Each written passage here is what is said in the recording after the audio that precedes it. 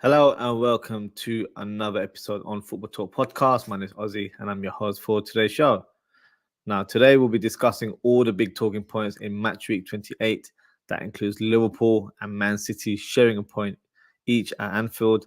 The result adds another twist in the title race as Arsenal defeated Brentford to claim top spot in with joint points there. Tottenham demolished Villa in front of their fans, and United managed to keep a clean sheet after beating Everton.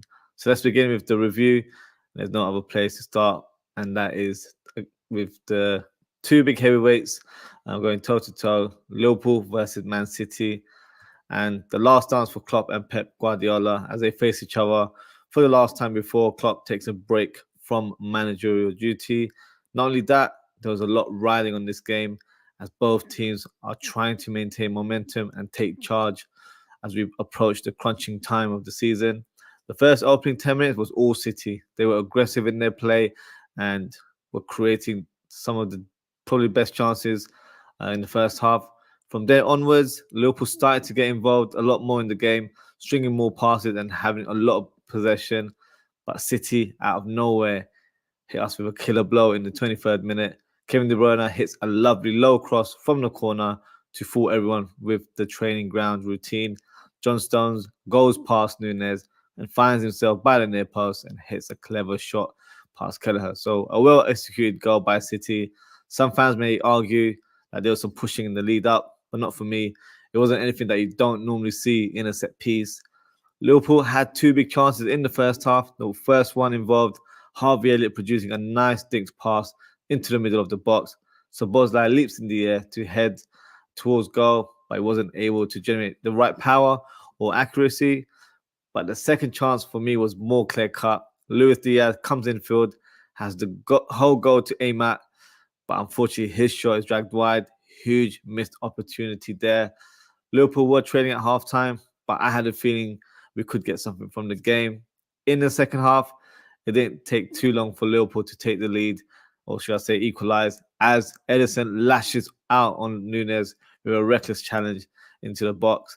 Penalty awarded, and McAllister steps up and he hits a shot low and hard into the corner and finishes it clinically to make it 1-1. After that moment, Liverpool dominated City throughout the second half. They couldn't really lay a glove on the Reds. Mohamed Salah comes off the bench and makes an instant impact. He hits a lovely through ball to Diaz on the left-hand side. He goes infield, finds himself one-on-one with the keeper, but his side-footed shot curls out and goes wide. Huge opportunity to score, and for me, one that Liverpool will regret, as that was the moment to take the lead. And there was a bit of drama towards the later stages of the game where Liverpool should have been awarded with a penalty. Doku pretty much does a super kick, studs up on McAllister's chest. Michael Oliver, who was the referee, has a clear view.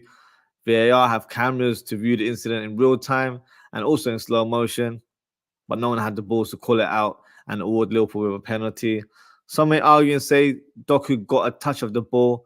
For me, that's incorrect. He completely missed the ball in the challenge, made contact on the player first with the foul, and then the ball rebounded off his shin.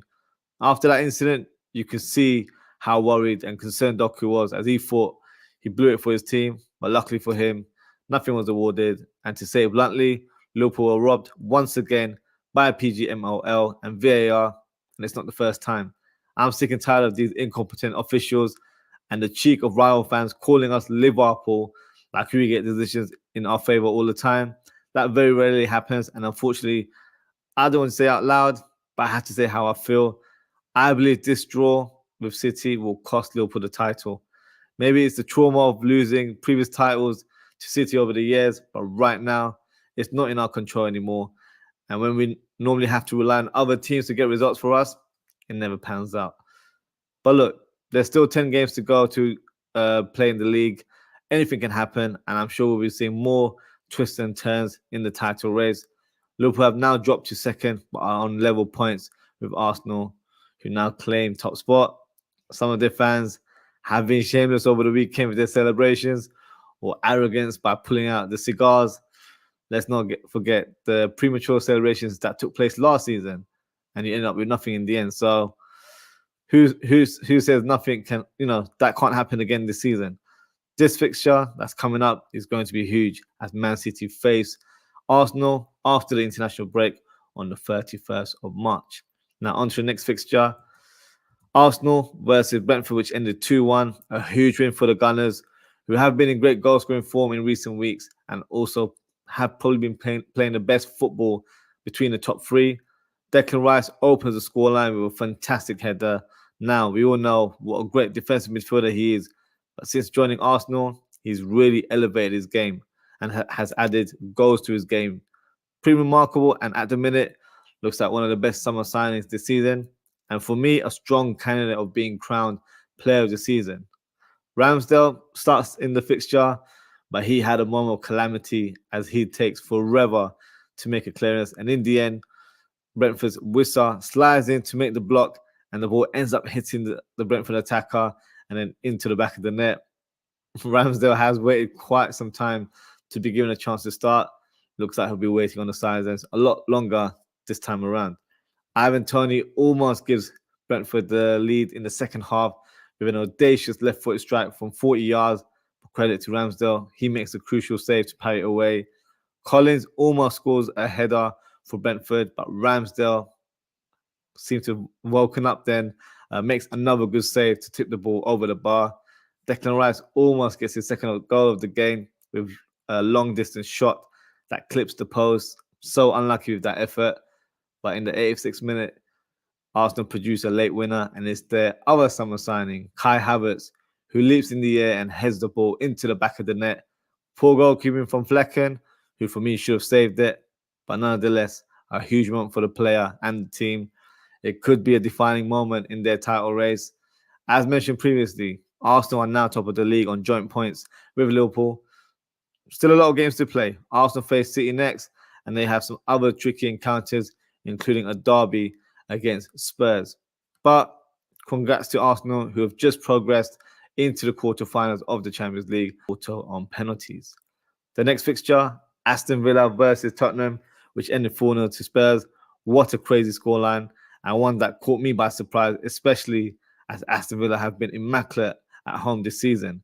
The first goal, great play by Papa Sarr on the right side, whips in a fantastic cross into the 6-yard box, and Madison cushions the ball very cleverly towards the ground and makes it 1-0 for Spurs.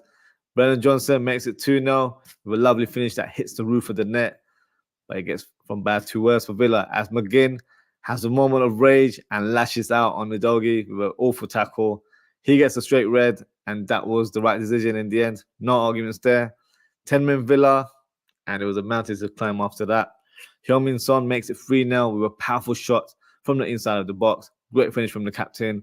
And Timo Werner makes it 4-0 with a nice side-footed effort, and that gives Spurs the 3 points away from home against one of their closest rivals for fourth spot. Villa are still fourth in the league with 55 points. However, they've played one more game more than Spurs, who are fifth with 53 points. So if Spurs beat Fulham this Saturday, they will leapfrog Villa to fourth position. Next fixture, Manchester United versus Everton, which ended 2-0. United are back to winning ways after 2 defeats on the bounce. It didn't take long to break the deadlock as Tarkowski fouls Garnacho in the box, and a penalty is awarded for the Red Devils. Bruno Fernandes steps up, hits a low, and finds the corner to beat Pickford from the penalty spot. Everton were just gifting penalties in this game. Garnacho was fouled in the box once again. This time it was Godfrey who made the foul. Rashford steps up for this penalty. He runs up towards the ball, stops, and then places the ball into the opposite corner of the keeper. Great finish and wraps up the game for Manchester United. That win doesn't do anything for United in the league, unfortunately, who remain in 6th position, but they're still 8 points behind 4th place Villa. Next fixture, Chelsea versus Newcastle, which ended 3-2. Billy FC managed to squeeze in the win after this 5-goal thriller. Action Jackson opened the scoreline as he flicks the ball from a Cole Palmer shot. Then Newcastle equalized with a sublime finish from Isaac. He's such a good player, quality finisher. I feel like one of the big boys might be looking to sign him in the summer. Just have that inkling about him. Chelsea then make it 2-1 with a lovely strike from Cole Palmer from the edge of the box. Mudryk makes it 3-1 as he goes around the keeper and manages to hit the empty net. I think that's his first goal in the league this season. Jacob Murphy gets a consolation goal in the end for Newcastle with a thunder shot. What a hit from the winger. Despite the win, Chelsea are still unable to climb up to the top half of the table as they're currently 11th in the league. Newcastle dropped to 10th, unfortunately. Now, in other games, Crystal Palace versus Luton Town, which ended 1-1. Heartbreak for the Eagles to concede very late in the game and miss out on all 3 points. Mateta opens the scoreline with a clever flick. He probably should have scored a second. Moments later, with a dinked finish, but misses the target. Terrible miss, in my opinion. Mateta then has another chance with a header, but somehow Kaminsky makes an unbelievable save from close range. Luton throw the kitchen sink towards the latter stages of the game, and it was Townsend who hits a great cross into the box, and Woodrow flicks the header into the corner net. What a finish, and he rescues a point for Luton Town. Next fixture, Bournemouth versus Sheffield United, which ended 2-2. Bournemouth did very well to get the point in the end as they were trailing 2-0. They were awarded a penalty in the first half as Solanke was fouled in the box. But unfortunately, he slips as he takes the penalty and skies the ball over the bar. Hammer opens the scoreline for the Blaze as he smashes the ball from inside the box. A mistake from goalkeeper Neto from a corner that leads to Sheffield United scoring their second of the game through a Jack Robinson finish. Otara makes it 2-1 with a brilliant header from a corner. And Enes Unal scores a last-minute winner from a corner kick. Poor defending from the Blaze in both set pieces, to be fair. That's Unal's first goal of the season, so a nice way to open your goal-scoring count in front of the whole man's. Next fixture, Wolves versus Fulham, which ended 2-1 to Wolves. They managed to walk away with all 3 points. Aït-Nouri opens the score sheet, scoring from close range. So Mado makes it 2-0 with his placed effort. Gets a big deflection, but I don't think he could care less how it goes in. And Iwobi gets a consolation goal later on for Fulham towards the end. Next fixture, West Ham versus Burnley, which ended 2-2. The Hammers managed to secure the point in the end. The opening goal, what a strike from Fofana for Burnley. Smashed it from 25 yards. That's my goal of the week. An own goal, unfortunately, for West Ham, as Mavropanos gives Burnley a 2-0 lead. But the Hammers respond in the second half. Paqueta drives with the ball and produces a nice clinical finish to make it 2-1. And then Danny Ings rescues the point for West Ham in the 91st minute with a lovely turn and volley. And the final fixture, Brighton versus Nottingham Forest, which ended 1-0 to Brighton. A huge win for the Seagulls, and you can tell by the celebrations at the end of the game.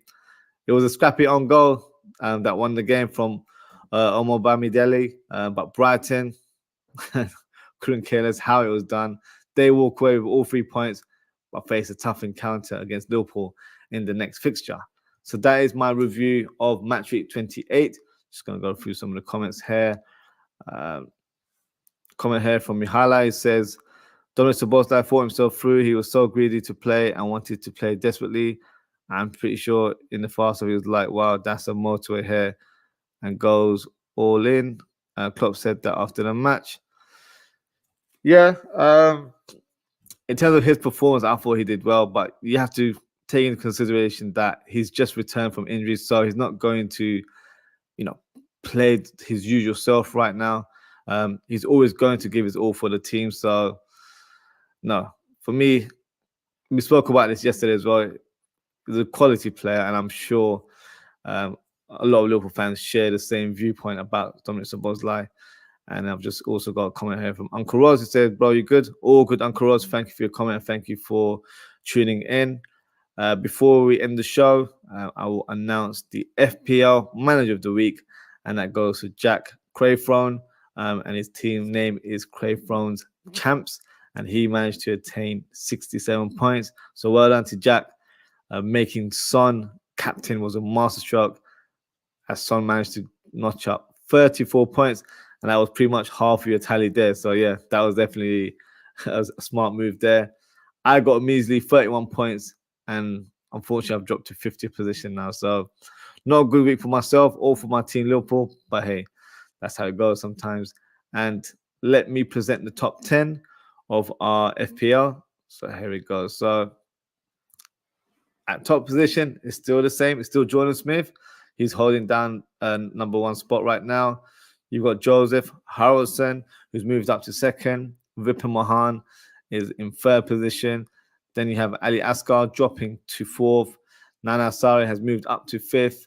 Anas Patla has pretty much stayed in 6th position. And we've got Tayo Aziz moving up to 7th. Lebanese Saka moving to 8th. And then you've got Sebastian Tunic dropping to 9th. And George Bissett in 10th position. So that is the top 10. Pretty much the usual faces or usual names, I should say, in the top 10. So yeah, not a lot of movers or shakers in this one. But yeah, let's see how the following weeks commence. And that is the end of today's show. So thank you to everyone for tuning in. Thank you to Mihaly and Uncle Ross for your comments. If you haven't already, please don't forget to like, comment, share, and subscribe to the channel. The next Premier League show will be taking place next Monday at 10 p.m. And I believe there's only a few matches being played in match week 29. So look out for that one. But in terms of upcoming content on this channel, there's a lot of shows coming out this week. So tomorrow I'll be doing a match preview of Liverpool versus Sparta Praha in the Europa League Cup tie. And I'll also be doing a show with regards to breaking news that Liverpool are set to appoint Michael Edwards once again. Then on Thursday, 3 back-to-back shows, no rest for the wicked, as they say. Starting with a watch-along of Liverpool versus Sparta Praha, then a match reaction show straight after the game.